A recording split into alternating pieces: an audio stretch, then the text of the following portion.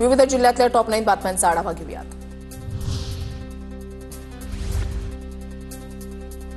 रायगड जिल्ह्यामध्ये 9 जूनपासून 23 जून दरम्यान जमावबंदी लागू। किल्ले रायगड परिसरात कायदा सुव्यवस्था राखण्यासाठी जमावबंदीचा निर्णय। आदेशाचं उल्लंघन करणाऱ्यांवर कडक कारवाई केली जाणार। अप्पर जिल्हाधिकारी संदेश शिर्केंकडून अधिसूचना जारी।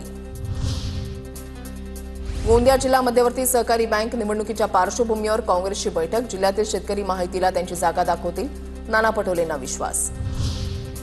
संत तुकोबांचा आषाढी वारीचा पालखी रथ माणिक राजा आणि सोन्या राजा ही बैलजोडी उडणार। कर्नाटक आणि सातारा जिल्ह्यातून खिलार जातीच्या 2 बैलजोड्या खरेदी करण्याचा ऐतिहासिक निर्णय।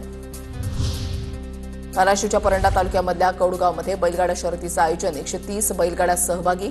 आप्पासाहेब करटे मित्र मंडळाकडून शर्यतीचं आयोजन।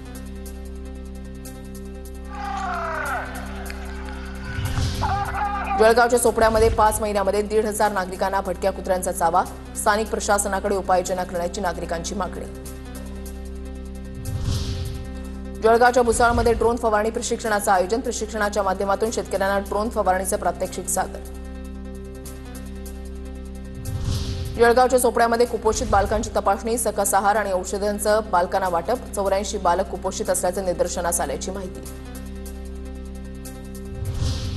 सोलापूरच्या करमाळ्यामध्ये विकसित गाव योजनेचा शुभारंभ। पोलीस अधीक्षक अतुल कुलकर्णींच्या हस्ते मार्गदर्शनपर शिबिराचा शुभारंभ। पालघरमधील केळवे रिसॉर्टवर अल्पवयीन मुलीवर गोळीबार। TV9च्या बातमीनंतर रिसॉर्ट मालकावर गुन्हा दाखल। पालघर पोलिसांकडून पुढील तपास सुरू।